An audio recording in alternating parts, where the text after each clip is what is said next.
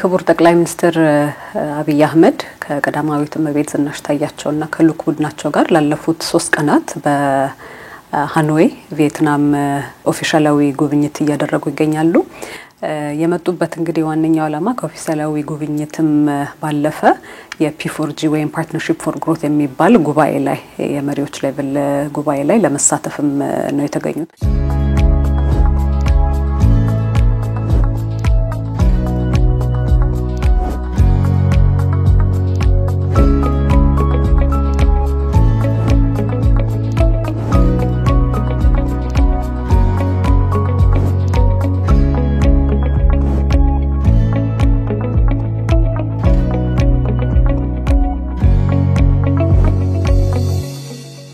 ኢትዮጵያና የቪየትናም ዲፕሎማሲያዊ ግንኙነት 50 ዓመት ያስቆጠረ ነው። በዚህ ደረጃ የኢትዮጵያ መሪ ወደ ቪየትናም መጥቶ ግን በከፍተኛ ልዑክ ደረጃ ጉብኝት ተደርጎ ያቀም ከ4-5 ዓመት በፊት የቪየትናም ፕሬዝዳንት ወደ ኢትዮጵያ መጥቶ ጉብኝት አድርገው ነበር። ከዛ ውጪ የከፍተኛ በመሪዎች ደረጃ የሚደረግ የጉብኝት ልውውጥ አልነበረም ነበር። ይሄ የመጀመሪያው ነው።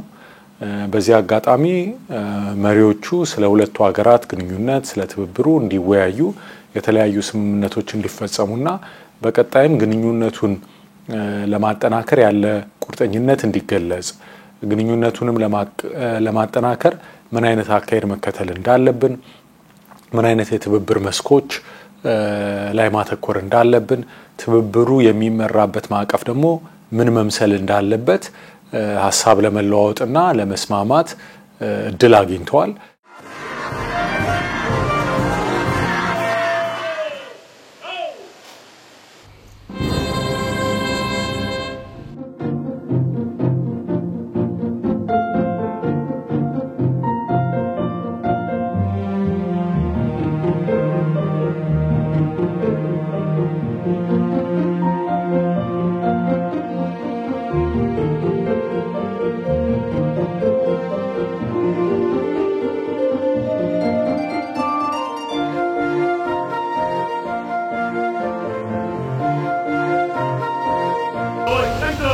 Đội nhân dân Việt Nam báo cáo ngài Abiy Ahmed Ali.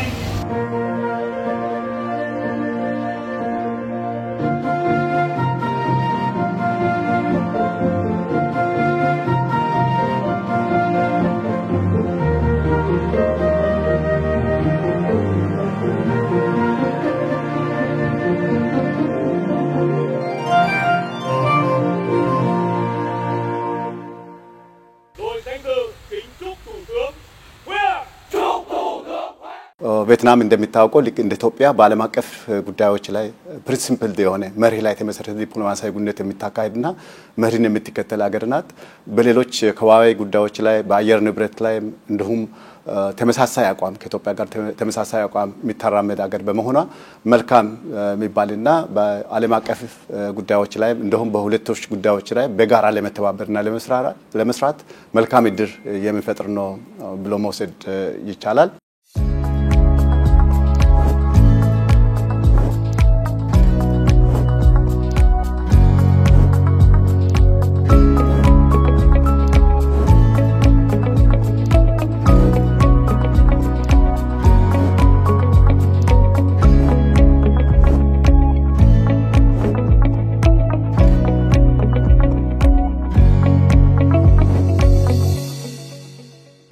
ጠቅላይ ሚኒስትሩ የቪየትናም ብሔራዊ ቤተ መንግስት ሰፋ ያለና ደመቅ ያለ አቀባበል አድርገውላቸው ነበር። ከዛ ጋር ግን ተያይዞ የሁለትዮሽ ውይይት አድርገዋል። በሁለትዮሽ ውይይቱ ላይ ዘርፈ ብዙ ጉዳዮችን አንስተዋል። አንደኛ በሁለቱ ሀገራት መካከል ያለውን ትስስር በምን መልኩ ማጠናከር እንዳለባቸው እንደሚታወቀው ቪየትናም በጣም የምታወቀው መዋለ ንዋይን በመሳብ ነው።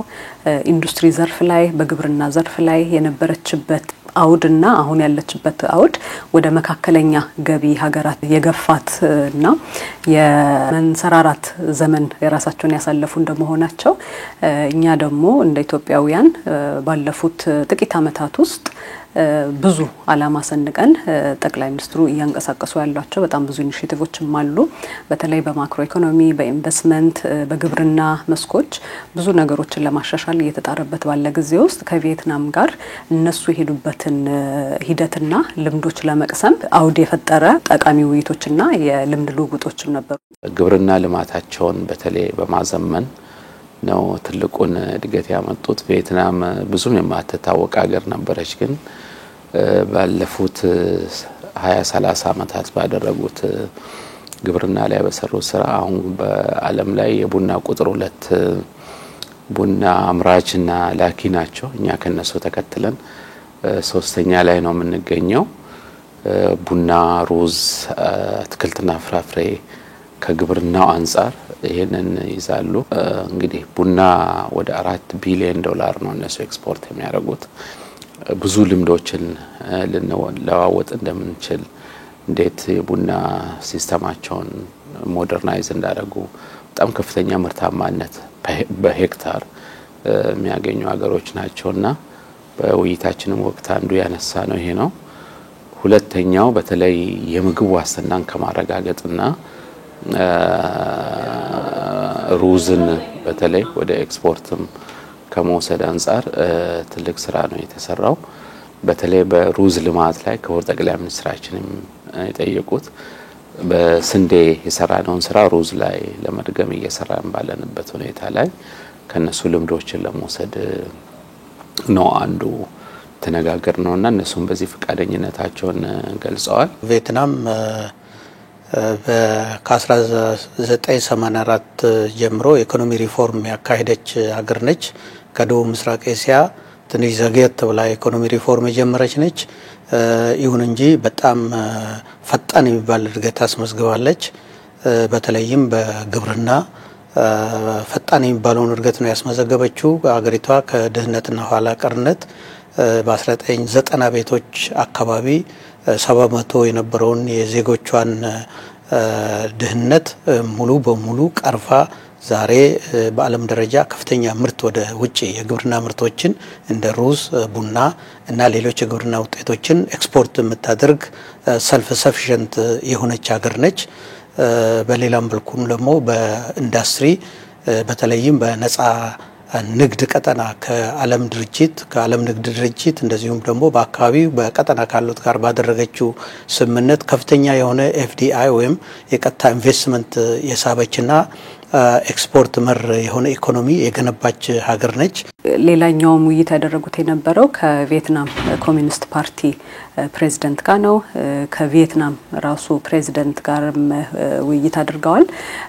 አራተኛውም ደግሞ የከፍተኛ አመራር ውይይት ያደረጉት የነበረው ከብሔራዊ ምክር ቤቱ ፕሬዝዳንት ጋር ነበር። ስለዚህ በተለያየ ደረጃ ሁሉም ጋር በሚደረግበት ሰዓት የሚያንጸባርቋቸው የነበሩት ፍላጎቶች ከኢትዮጵያ ጋር ያለውን ግንኙነት አሁን ማጠናከር አለብን፣ ጥሩ መደላድል ተፈጥሮልናልና አሁን ደግሞ በሁለቱ ሀገራት መሀል ያለውን ትስስር በመጠቀም አንደኛ የህዝብ ብዛታችን ቪየትናም ከ100 ሚሊዮን ህዝብ በላይ ያላት ወጣቶች ናቸው።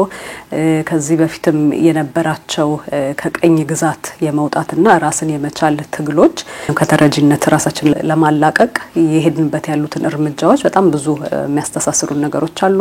በተለይ ደግሞ ቪየትናም በምግብ ራስን ለመቻል ያደረገችውን ሂደት በሩዝ በተለይና በፍራፍሬ በተለያዩ ምርቶች ራሳቸውን አጠናክረው እየሄዱበት ያለበት ሂደትም ስላለ ኢትዮጵያ በጣም ብዙ ልምዶች መቅሰም እንደምትችል የተነጋገሩባቸው የተለያዩ መድረኮች ናቸው። በነበሯቸው መድረኮች ላይ በዋናነት ትኩረት የተደረገው የሁለቶች ግንኙነትና በአጠቃላይ በዓለም አቀፍ መድረኮች ላይ በምን መልኩ በትብብር እንሰራለን የሚለውን ማዕከል ያደረገ ውይይት ነውና የውይይት ሲደረግ በአንድ በኩል ሀገራችን የምትከተለው መርህ ላይ የተመሰረተ ዲፕሎማሲያዊ መድረክና በዓለም አቀፍ ደረጃ አሁን ያላት ተሰምነት ከፍ ለማድረግ አጋርነት ለመፍጠር ትልቅ እድል የሰጠ ነው ብሎ መውሰድ ይቻላል። በኤዥያ ላይ ግዙፍ ኢኮኖሚ እየፈጠረ ያለው ቪየትናምና እንዲሁም በአፍሪካ ላይ ግዙፍ ኢኮኖሚ እየፈጠረ ያለው ኢትዮጵያ በጋራ መስራት በትብብር መስራት አንዱ ለአንዳቸው ገበያ ከመሆን አንፃር እንዲሁም ልምድ ለመለዋወጥ ከፍተኛ እድል የሚፈጥር ነው ብሎ መውሰድ ይቻላል። Abiy Ahmed Ali dẫn đầu đoàn đại biểu cấp cao Cộng hòa Dân chủ Liên bang Ethiopia thăm chính thức Việt Nam và dự hội nghị thượng đỉnh.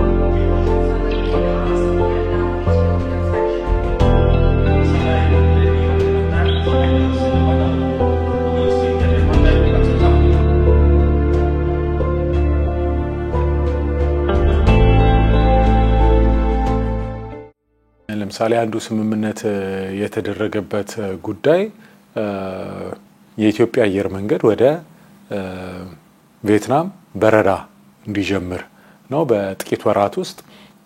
ይሄ በሁለቱ ሀገራት መካከል ያለውን የንግድ ግንኙነት ከአንዱ ሀገር ወደ አንዱ ሀገር በቀላሉ ባለሀብቶች፣ ነጋዴዎች፣ የተለያየ የስራ ጉዳይ ያላቸው ሰዎች በቀላሉ እንዲመላለሱ እድል ይፈጥራል። የህዝብ ለህዝብም የኢኮኖሚ ትስስሩንም ይበልጥ ያጠናክረዋል ተብሎ ይታሰባል። ሌላው በትምህርት ዘርፍ እንዲሁም በኢኮኖሚ በንግድ በኢንቨስትመንትም ግንኙነቱን ለማጠናከር የሚያግዙ ስምምነቶች ተደርገዋል። ቪየትናም በጣም ውብ ሀገር ነች። ሰፊ የመስህብ ስፍራ ያለባት ሀገር ነች እና ብዙ ቱሪስቶችን የምታስተናግድ ሀገር ነች። ኢትዮጵያ ከአምስቱ የኢኮኖሚ ፒላሮች ቱሪዝም ሌላው መስክ ነው። ከዚህ አኳያ ሁለቱ ሀገሮች ልምድ ለመቀያየር የሚያስችሉባቸው ሁኔታዎች አሉ። በተለይም ደግሞ የኢትዮጵያ አየር መንገድ በቅርቡ ሃኖይ ቀጥታ በረራ ይጀምራል፣ ስምምነትም ተደርጓል። ከዚህ አኳያ አፍሪካን ከቪየትናም ጋር ለማገናኘትም ኢትዮጵያን ከቪየትናም ጋር ለማገናኘትም እንደ ድልድይ ሆኖ የሚያገለግል ነው። ትልቁ ቁልፍ ትራንስፎርሜሽን ያካሄዱት የሰው ሀብት ልማት ስራቸው ላይ ነው። የሰው ሀብት ልማት ስራቸው በትምህርትና ስልጠና የሰው ሀብት ልማት ስራቸው ለተከተሉት የልማት አቅጣጫ ምላሽ እንዲሰጥ ተደርጎ ነው የተቃኘው። አንዱ ትልቁ ሪፎርማችን የተስማማ ነው ከተፈራረምናቸው ስምምነቶች አንዱ የትምህርትና ስልጠና ትብብር በዛ መስክ ያለ ትብብር ስምምነት ነው። እንግዲህ እነሱ የግብርና ዘርፉን በዝርዝር ለማዘመን የተከተሏቸው አቅጣጫዎች ላይ በሙሉ ምን አይነት የስልጠና ስርዓት ይኖረን፣ የቴክኒክና ሙያ ተቋሞቻችን በየደረጃቸው ምን አይነት የሰው ኃይል ያሰልጥኑ የሚለውን በረጅም ጊዜ ፍኖተ ካርታ መልሰው ለዛ የሚሆን የፕላኒንግ ስርዓት ተከትለው ነው የመሩት። ለምሳሌ ቴክኒክና ሙያ ስልጠና ስርዓታቸውን ለአጫጭር ስልጠና ለመካከለኛና አድቫንስድ ለሆኑ ስልጠናዎች በየሴክተሩና በየሳብ ሴክተሩ መድበው ነው የመሩት። የኛንም አቅጣጫ ካየን የዞኒንግ እና ዲፈረንሺዬሽን ብለን እንደየ አካባቢው አንጻራዊ ጠቀሜታ ላይ የተመሰረተ የሰው ሀብት ልማት ስራ እንዲሰራ ነው ዳይሬክሽን ተይዞ የሪፎርም አጀንዳ ተቀርጾ ወደ ተግባር እየተገባ ያለውና እዚህ አካባቢ የሰው ሀብት ልማት ስራው ምርታማነትን በሚያሳድግ መንገድ በደንብ ቃኝተውታል። እኛም ሮቦቲክስ ላይ አርቲፊሻል ኢንተለጀንስ ላይ የጀመርናቸው ስራዎች አሉ። ማደግ አለበት፣ መስፋት አለበት፣ ግን ጭራውን ደግሞ ይዘነዋል ብዬ ነው ማስበው። ከሰቢያ እና ሰማዕታት ሐውልት ላይ እንዲሁም ደግሞ የቪየትናም ከቅኝ ግዛት ያስወጧቸውና አሁን ላሉበት ሁኔታ ጥሩ መደላደል የፈጠሩላቸው የቀድሞ መሪያቸው ሆቺሚን መቃብር ቦታ ላይ የአበባ ጉንጉን አሳርፈዋል።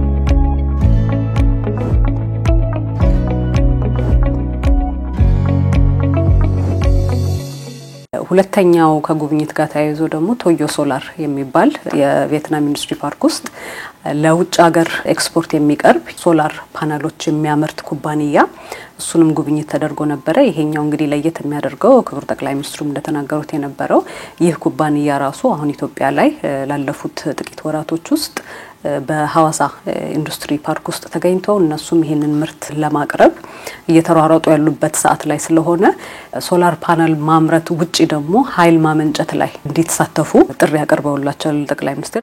ቻይና ፕላስ 1 በሚባለው ብዙ አምራቾች ትልልቅ ኩባንያዎች ቻይና የማምረቻ ፋክተሪዎች አላቸው። ምርቶቻቸውን በስፋት ቻይና ያመርታሉ። ግን ኮቪድ ሲመጣ በቻይናና በአሜሪካ መካከል የንግድ ጦርነት ሲከሰት እሱን ታሳቢ በማድረግ ብዙ ኩባንያዎች ቪየትናም ያለውን ምቹ ሁኔታ ተጠቅመው እዚህ መጥተዋል። ብዙዎቹ ሳምሰንግ እና አፕል ሌሎችም በርካታ የኤሌክትሮኒክስ የሴሚኮንዳክተር ኢንዱስትሪዎች እዚህ የፋክተሪ ያላቸው ማለት ነው ሶ የቻይና ፕላስ ዋንን ከቻይና ተጨማሪ ፋብሪካ መክፈት የሚፈልጉትን ብዙ ስባለች በባለፉት 30 ዓመታትም ከጦርነት ካደቀቀው ሀገር አሁን የማኑፋክቸሪንግ የስበት ማዕከል የሆነች ሀገር መሆን ይችላልች እና ትልቁ እና ዋነኛው ትምህርት ምን ወስደው ዓለም አቀፍ ሁኔታዎችን አይቶ አዝማሚያዎችን አይቶ ተንትኖ ኢንዱስትሪዎች ወደ ሀገራችን እንዲመጡ የእሴት ሰንሰለቱ የአቅርቦት ሰንሰለቱ ላይ ኢትዮጵያ ምን አስተዋጽኦ ልታደርግ ትችላለች ፖሊሲዎቻችን ለነዚህ እንዴት የሚመቹ ማድረግ እንችላለን ብለን በተለይ አሁን ይሄ በአሜሪካ እና በሌሎች ሀገራት ያለው የታሪፍ ጦርነት ከፍተኛ ደረጃ ሆኗል ሶ ይሄንን እንዴት እንደ መልካም እድል መጠቀም እንችላለን ሚሊዮን በደም ማሰብ ሀገራችንን እዚህ መሃል ላይ ፖዚሽን አድርጎ ብዙ የውጭ ቀጥተኛ ኢንቨስትመንት መሳብ እንደሚቻል የቪየትናም ተሞክሮ ያሳያል ለምሳሌ ሰሞኑን የጎበኘነው የሶላር አምራች ድርጅት ሐዋሳ ኢንዱስትሪ ፓርክ ኢንቨስት እያደረገ ያለው አንዱ የዚህ ውጤት ነው ሶ ኢትዮጵያ በታዳሽ ኃይል ርካሽ ኤሌክትሪሲቲ የምናቀርብ መሆኑን ገልጸንላቸው ወደ አሜሪካም ኤክስፖርት ማድረግ ከፈለጉ ታሪፉ ዝቅተኛ መሆኑን ነገርናቸው ከዚህ ከቪየትናም ወደዛ እየመጡ ነው እዚህ ፋክተሪ ያላቸው ኢትዮጵያንም እንደ በአፍሪካ የመጀመሪያውን ፋብሪካቸውን ከፍተዋል ሶ በዓለም አቀፍ የእሴት ሰንሰለት ላይ ራሳችንን ምን ይሸጥበትን እንትን በደንብ ማዘጋጀት በጣም አስፈላጊ ነው ቪየትናም ዛሬ የመካከለኛ ገቢ ያላት ሀገር ነች ዛሬ 20-30 ዓመት ግን በጦርነት የደቀቀች የሰርስቶ ተብራቸው ከዛ ደግሞ የቪየትናም ወር የአሜሪካን ወር የሚባሉ እንደምታውቂው ሀገሪቷን ኮምፕሊትሊ በጥማጡን ያጠፋ ጦርነት ነው የነበረው ሶ በ30 ዓመት ጊዜ ውስጥ ነው እንግዲህ ከዛ ተነስተው አሁን ያሉበት ደረጃ መድረስ የቻሉት አንድ በጣም የሚያሳስለን ነገር ልክ እኛ ከወር ጠቅላይ ሚኒስትር ዳግሞ እንደሚሉት ኢትዮጵያ ህልም አላት እንደሚሉት እዚህም ህልም ያላቸው መሆኑን አይተናል ህልም አላቸው አሁን እንደሰማሽው ጠቅላይ ሚኒስትሩም ሲናገሩ አሁን ቀጥለን በ5 ዓመት ውስጥ አፐር ሚድል ክላስ መካከለኛ ከፍተኛ መካከለኛ ገቢ ከዛ ደግሞ በ2045 ዴቨሎፕድ ካንትሪ ያደገ በለጸገች ሀገር መሆን እንፈልጋለን የሚሉ ምኞት አላቸው ልክኛ 2030 2050 ብለን ያስቀመጥነውን ራዕይ ይመስላል ራዕይ ማያሳዩን ደግሞ ብቻ ሳይሆን ደግሞ ለዛ ደግሞ ታክተው እንደሰሩ ታያለሽ ማለት ኢኮኖሚውን ትራንስፎርም ነው ያደረጉት ቪየትናም አሁን የዓለም የምርት ማዕከል መባል የቻለች ሀገር ነች አጠቃላይ የጂዲፒውን ተዋጽኦ በታይ የኢንዱስትሪና ኮንስትራክሽን 37-38% ነው የጂዲፒው ግብርና ያውም የአሳ ምርትና ገደል ልማትን ጨምሮ 11% አካባቢ ብቻ ነው ያለው አገልግሎቱም ኦፍ ኮርስ ከፍተኛ ድርሻ አለው 45 አካባቢ በተለይ ማኑፋክቸሪንግ ከኢንዱስትሪ ውስጥ 24% አካባቢ ድርሻ እንደያዘ እናያለን በአጠቃላይ እዚህ እንኳን ሃኖይ እንዳይሽው ወጣ ብቲ በእያንዳንዱ 150 ኪሎ ሜትር በጣም ትልልቅ በሺዎች የሚቀጠሩ ሄክታር ያላቸው የኢንዱስትሪ ፓርኮች እናያለን ደብረ ብርሃን ፍቼ አዳማ አምቦ ያልሻስ በወጣሽባቸው አካባቢዎች በጣም ትልቅ የምርት ማኑፋክቸሪንግ ማዕከሎች አሉ ደግሞ በጣም ዳይቨርስ ነው አንድ ሴክተር ላይ ሳይሆን ወደ ኤሌክትሮኒክስ ከፍ ወዳለ ኢንዱስትሪ ሽፍት አድርገዋል ሶ ይሄ በጣም ትልቅ ትምህርት የሚገኝበት ነው ማለት የስኬታቸው ምንጭ ነው በታይ እቅድ በደንብ ማቀድ ማሰብ የመንግስት ኮሚትመንት እና የህዝብ ከራዩ ጀርባ መሆን ነው ይሄን በኢትዮጵያ ያየን ያለው ነገር ነው እና አይ ቲንክ የብዙ ሀገራት የቆዩ ልምድ ነው የምናነሳው ግን በቅርብ ሀገራት ሁሌ ደጋግመን እንደምናነሳው በአንድ ትውልድ በ2-3 10 ዓመታት ሀገር መቀየር እንደሚቻል የሚያሳይ ነው የሆነ አጠቃላይ ጂዲፒ ሁኔታቸው በጣም ጤናማ ነው ከፍተኛ የሆነ የውጭ ወርዛሪ ክምችት አላቸው ኤክስፖርታቸው ከ$400 ቢሊዮን በላይ ነው እዳቸውን በደንብ ማኔጅ ማድረግ ይችላል። ኢንፋክት አንዱ ቪየትናም የሚለየው ከሌሎች የኤዥያ ሀገራትም እዳ ላይ ተንጠልጣላ ኢኮኖሚ አይደለም ያላቸው። እዳ ሳይሆን ምን እንዳለ ህዝብና ወለስ የምንለውን ነገር እንድናስታውስ ያደርገናል። አጠቃላይ የነበራቸው ሁኔታ ዘርፈ ብዙ የሆኑ የኢኮኖሚ እድገትና እንቅስቃሴዎች ውስጥ ልክ እንደኛ የሪፎርም ፒሪየድ ያሉት አላቸው። ሞይዶይ ብለው ሰይመውታል እነሱ። እኛም የሀገር በቀል ኢኮኖሚ ሪፎርም ብለን 1 2 እያለን እየቆጠርን ያለነው ልክ እንደዛ አይነት የሪፎርም አቅጣጫ ይዞ እየሄደ ነው ያለው። በጣም አስቸጋሪ ከሆነ ሁኔታ ውስጥ ወጥተው በዛሃ ዘርፍ ያልነውኛ እነሱም በብዛሃ ዘርፍ ተቃኝተው እየሄዱ ነው ያሉትና ግብርና ኢንዱስትሪ ያሉ የቃኙ ነው የሄዱት። ሃይቴክ ወደ ሆነ ኢንዱስትሪ ነው የገቡት አሁን ላይና እኛም ያዝነው አቅጣጫ አለን። የመሪ ሚና የፓርቲ ሚና እዚያ ውስጥ ማየት ይቻላል። የህዝብ ሚናን ማየት ይቻላል። እነሱም ያንኑ ፉትስቴፕ ተከትለው ነው የመጡትና ይሄ ብዝሃ ዘርፍ ላይ ማተኮራቸው ከቀውስ አዙሪት ውስጥ በፍጥነት ለመውጣት እድል ሰጥቷቸዋል። እኛም ብዝሃ ዘርፍ ነው እየተከተልን ያለነው ላለፉት 7 አመታት። ይሄ የብዝሃ ዘርፍ አቅጣጫችን ፈጥኖ እድሎችን ለመጠቀም ምቹ ሁኔታ እንደሚፈጥር ማየት ችያለሁ። የገጠርና የኢንዱስትሪ ልማት ስራቸው ይሄ በኋላ ማንሳት ለምፈልገው የሰው ሀብት ልማት ስራ በጣም ትልቅ ትርጉም አለው። የሰው ሀብት ልማት ስራቸውን እንዴት መሩት የሚለው በዛ አቅጣጫ የተቃኘ ስለሆነ የገጠርና የከተማ ልማት ስርዓቱ ከነሱም አንፃር አሁን ስለ ስማርት ሲቲ ነው ያወሩ ያሉት እየሰሩ ያሉት። እኛም ያንን ቅኝት ይዘን እየሰራን ያለ ነው። በፍጥነት አደጉ ከተባሉት ሀገራት ተርታ ናቸው። ግብርና ላይ ብቻ ትኩረት ያደረገ ኢኮኖሚ ነው የነበራቸው። ያንን ዳይቨርሲፋይ አድርገው መሄድ ችለዋል። የኛም የእድገት አቅጣጫ በዛ መንገድ ይሄድ ያለ የእድገት አቅጣጫ ነው። ፕሮባብሊ በጣም እጅግ በጣም ፈጣን ሊሆን የሚችል እድገት ማስመዝገብ የሚያስችል ይዞታ እንዳለን በኔ መረዳት አመላካች የሆኑ ጉዳዮች አሉት።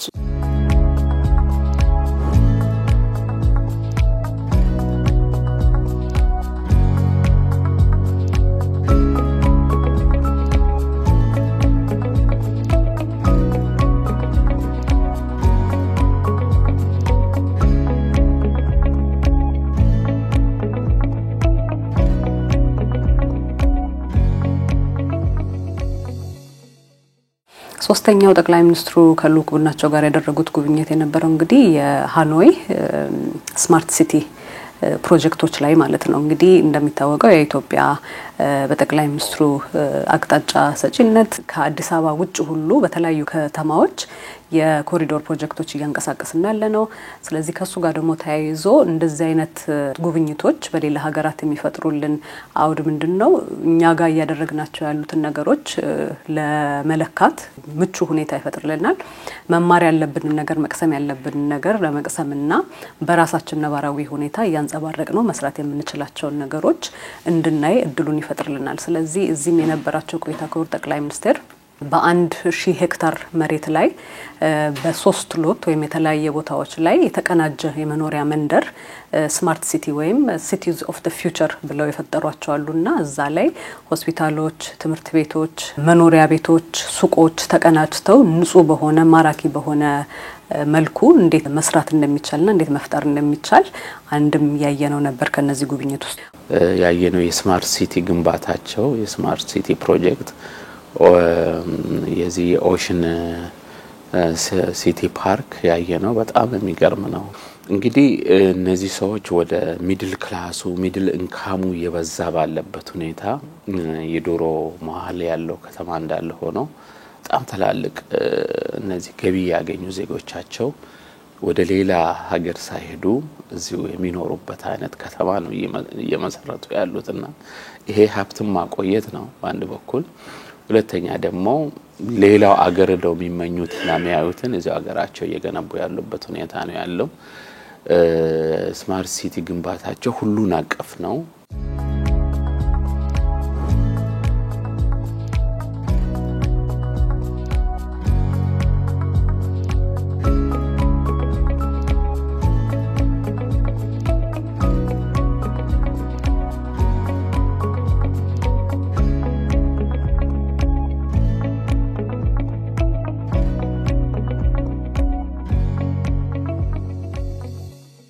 ከተሞቻችን ንጹህ አረንጓዴ ለኑሮ አመቺ እና የራሳቸውን ፋይናንስ በራሳቸው ቢሸፍኑ ፊስካሊ ሰስተነብል የሆኑ ከተሞች መገንባት አለብን የሚል ራዕይ ነው ያለን።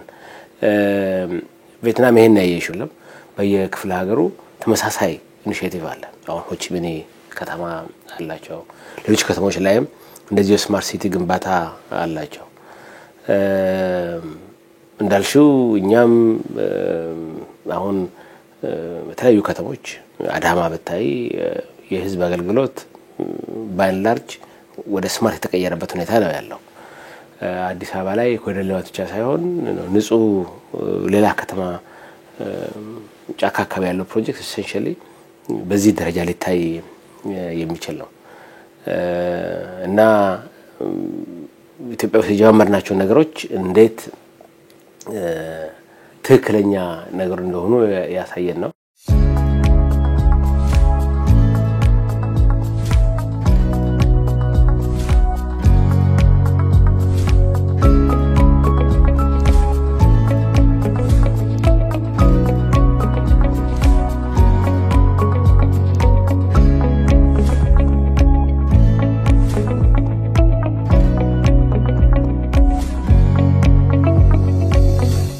P4G ወይም ፓርትነርሺፕ ፎር ግሪን ግሮት የሚል መድረክ ነው የመሪዎች ጉባኤ። እዚህ እንግዲህ ኢትዮጵያ የዚህ ፓርትነርሺፕ አባል ሀገር ናት። ከቪየትናምም ጋር ተያይዞ ሌሎችም ሀገር እንዲሁም ደቡብ ኮሪያ የምትገኝበትም እንደመሆኑ በየሁለት አመቱ የሚካሄድ መድረክ ነውና ይሄ መድረክ እንግዲህ ንግድ ማህበረሰቡ ከሲቪል ሶሳይቲ እና ከመንግስት ጋር አንድ መድረክ ፈጥሮ በተለይ ከዘላቂ የልማት ግቦች ጋርና ከፓሪስ ወይም ይሄ ክላይሜት አጀንዳ ከምንለው ጋር በምን መልኩ ልንሰራ እንችላለን የሚል እነዚህን ባለ ጉዳዮች አንድ ላይ የሚያመጣ መድረክ ነው። እንግዲህ P4G የሚባለው መድረክ የትብብር የጥምረት መድረክ ነው። መንግስታት ብቻ ሳይሆኑ የግል ዘርፉም ተሳታፊ በሚሆንበት መንገድ ዘላቂ ልማትን የአካባቢ ለውጥን መከላከልና የመቋቋም ይሄንን አጀንዳ ያደረገ ጥምረት ነው። በዚህ ጥምረት የገንዘብ በማሰባሰብ የግሉ ሴክተርም የራሱን አስተዋጽኦ አድርጎ የአካባቢ ጥበቃ ስራዎችን ለማጠናከር ጥረት የሚደረግበት ነው። ይሄንን መድረክ ከሁለት አመት በኋላ ኢትዮጵያ እንድታዘጋጅ ኃላፊነቱን መረከቧ አንደኛ በዚህ ዘርፍ እየሰራን ያለነውን ስራ ለዓለም ለማሳየት እድል ይሰጠናል። ኢትዮጵያ በከፍተኛ ደረጃ ታዳሽ ኃይል የምትጠቀም ወደ 100% እንኳን ባይባል ወደዛ በተጠጋ ደረጃ ታዳሽ ኃይልን የምትጠቀም ታዳሽ ኃይል ላይ በብዙ ረገድ ኢንቨስት እያደረገች ያለች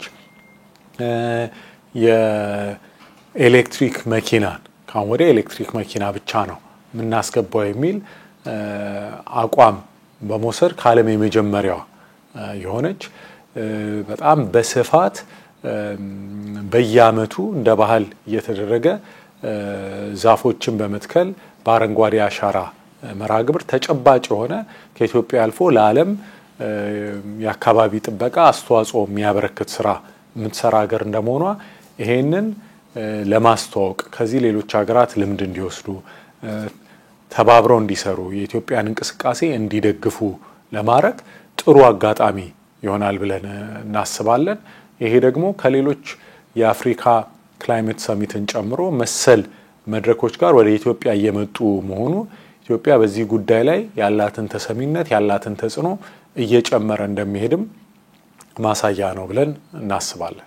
ክቡር ጠቅላይ ሚኒስትሩ መክፈቻ ንግግር አድርገው ነበር። እዛ መክፈቻ ንግግር ላይም አጽንኦት የሰጧቸው 3 ጉዳዮች ነበሩ። አንደኛው ያው የዓለም አቀፍ የክላይሜት ፋይናንስ ጉድለት አለበት፣ ተግባራዊ ለማድረግ የገባናቸውን እንደ ዓለም አቀፍ ማህበረሰብ የገባናቸውን ስምምነቶች ተግባራዊ ለማድረግ በትሪሊየን ዶላር ክፍተት አለው። ለዛ ክፍተት ደግሞ እነዚህን ተግባራዊ የምናደርጋቸውን አክሽኖችን ለመውሰድ ያን ጉድለት መሟላት አለበት የሚል ትልቅ አጀንዳ ነው ያለው። ከዚህ ጋር ተያይዞ ይሄንንም ጉዳይ እንደገና ጠቅላይ ሚኒስትሩ አጽንኦት ሰጥተውታል። ፋይናንስ ያስፈልጋል፣ ይሄንን ክፍተት ለመሙላት እዛ ላይ በደንብ መሰራት አለበት የሚል ነው። ሁለተኛው ደግሞ ለአፍሪካ ሀገር ላይ ያለውን የኤነርጂ ኢንቨስትመንት ወይም ማለናዊ ክፍተት እሱ ላይ መሞላት አለበት። ኢትዮጵያ በተለይ ደግሞ ታዳሽ ኃይል የምታመነጭ ቀዳሚ ሀገር እንደመሆኗ እዚህ ላይ ያሉ ኢንቨስትመንቶች የበለጠ ሊያበረታቱ ይገባልና ሀገሩ ላይ ራሱ ይሄ መንጸባረቅ አለበት የሚለው ያነሱት ሐሳብ ነበር። በሶስተኛው ደግሞ እነዚህ ፋይናንስ የሚደረጉት ነገሮች ወይም ፋይናንስ አቅም የሚፈጠርላቸው ጉዳዮች አንደኛው ሀገር በቀል ለሆኑ ልክ እንደ አረንጓዴ አሻራ ያሉ ከክላይሜት ጋር ተያይዞ ያሉ ጉዳዮችን ፋይናንስ ለማድረግ በተለይ ደግሞ ሰፖርት መደረግ ያለበትም ድጋፍ መደረግ ያለበትም የሀገር በቀል ኢኒሺቲቮች ላይ መሆን እንዳለበትም እሱ አጽንኦት ሰጥተው ነበር። በመጨረሻም እንግዲህ ክቡር ጠቅላይ ሚኒስትር የመዝጊያው ላይ ንግግር አድርገዋል። እዛ መዝጊያው ንግግር ላይም ያያቸውን ነገሮች በኮንፈረንሱ ላይ በተለይ ጀማሪ ኩባንያዎች በነዚህ መስኮች ላይ ተሰማርተው እየታገዙ ያሉትንም በኤግዚቢሽን መልክም የኛም ራሳችን ኢትዮጵያውያን የተሳተፉበትም ኤግዚቢሽን ስለነበረ ከሱ ጋር ተያይዞ ይሄ መድረክ ለነዚህም ጠቃሚ አይነት አውድ እንደፈጠረ እሱንም አንስተዋል በንግግራቸው። በተለይ ደግሞ አሁን ኢትዮጵያ የሚቀጥለውን የፓርትነርሺፕ ፎር ግሮት ጉባኤ በአዲስ አበባ የምታስተናግድ እንደመሆኑ ተሳታፊዎቹንም እና ታዳሚዎቹንም እዛ ውስጥ እንዳለ ወደ ኢትዮጵያ መጥተው እንዲሳተፉ ቀጥለው የ5ኛውን የፓርትነርሺፕ ፎር ግሮት ጉባኤ ላይ እዛ ላይ እንዲሳተፉ ጥሪያቸውን አቅርበዋል።